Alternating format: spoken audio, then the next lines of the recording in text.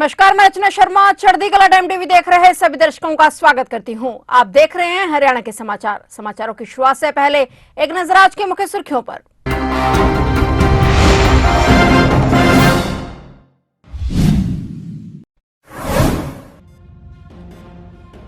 CM Nayab Singh Saini ने BJP office में बनाई जलेबियां। सीएम नायब सिंह सैनी के साथ मंत्री कैलाश विजयवर्गीय भी रहे मौजूद। कहा, दिल्ली में सभी केंद्रीय योजनाएं होंगी लागू।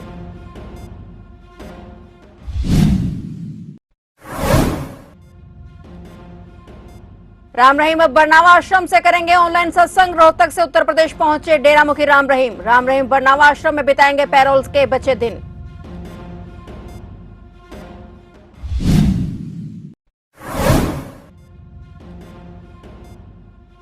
फरीदाबाद में सूरजकुंड मेले का आज तीसरा दिन। भीड़ बढ़ने से मेले में लगी रौनक। देश विदेश से आने वाले पर्यटकों की लगी भीड़।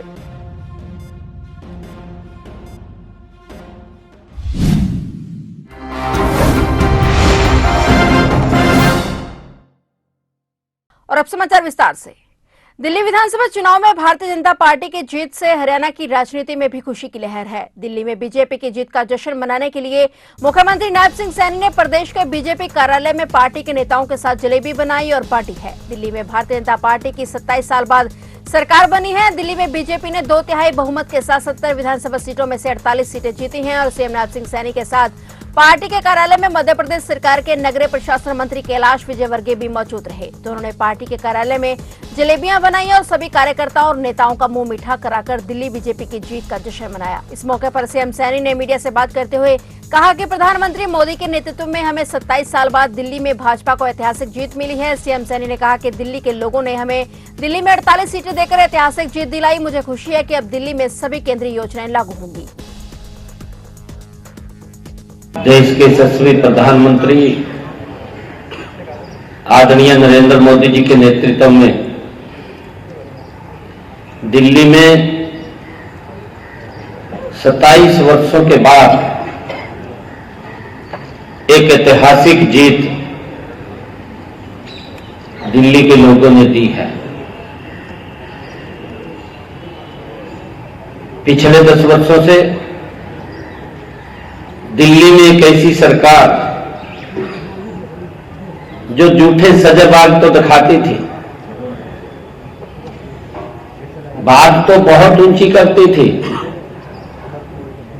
परंतु दिल्ली के लोगों को जो मोदी जी ने योजनाएं चला रखी थी उनसे भी वंचित किया हुआ था। दिल्ली के आम व्यक्ति, दिल्ली का गरीब व्यक्ति अगर दुर्घटनावश किसी को कोई बीमारी आ जाती थी या कोई दिक्कत आ जाती थी,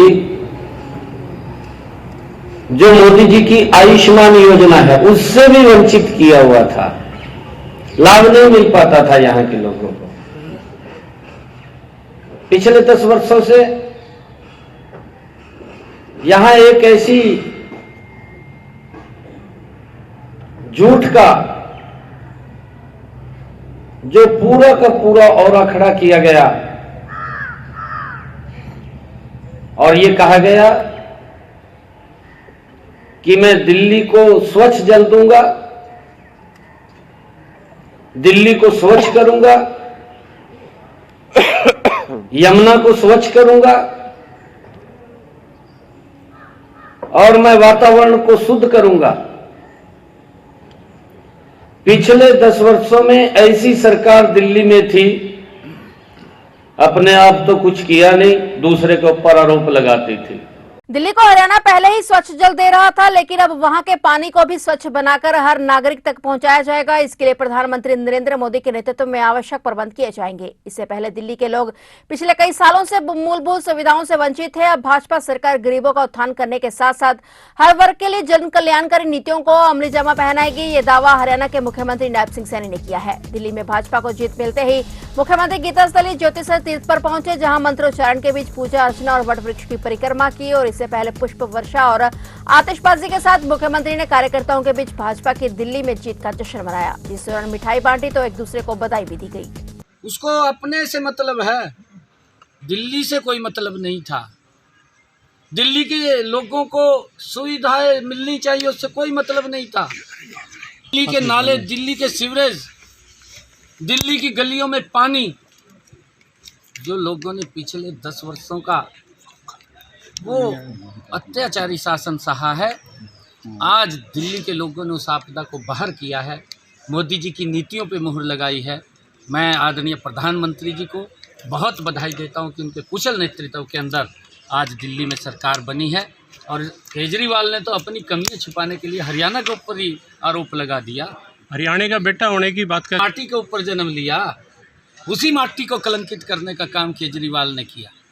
हरियाणा के लोग ऐसा नहीं कर सकते केजरीवाल, कि पानी में जहर मिला करके अपने परिवार के लोगों को पिलाएंगे।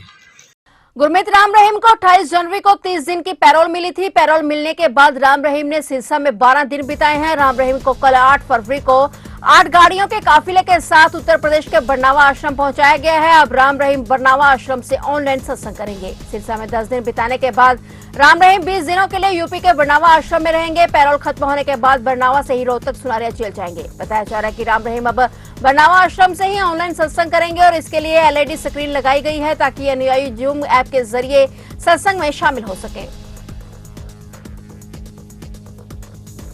फरीदाबाद में सूरजकुंड मेले का तीसरा दिन है। यहाँ विदेशों से और देशों से आने वाले पर्यटकों की भीड़ बढ़ने से मेले की रौनक भी बढ़ने लगी है। मेघालय से पहुंचे शिल्पकारों की ओर से तैयार बांस की ज्वेलरी महिलाओं को खूब पसंद आ रही है। 38वां इंटरनेशनल सूरजकुंड हस्तशिल्प मेला 7 फरवरी को शुरू हुआ था। केंद्रीय टूरिज्म मंत्री गजेंद्र शेखावत और सीएम नायब सिंह सैनी ने इसका उद्घाटन किया था। इस मेले में 42 देशों के 648 कलाकार हिस्सा लेने पहुंचे हैं। इसमें मिस्र, इथियोपिया और सीरिया, अफगानिस्तान, बेलारूस, म्यांमार समेत अन्य देशों के कलाकार शामिल हैं। इस बार मेले में ओडिशा और मध्य प्रदेश की स्टेट थीम रखी गई है। मेले में 3 विशेष पवेलियन बनाए गए हैं, जिनमें गोवा और ओडिशा के पवेलियन मुख्य आकर्षण है। मेला 23 फरवरी तक चलेगा।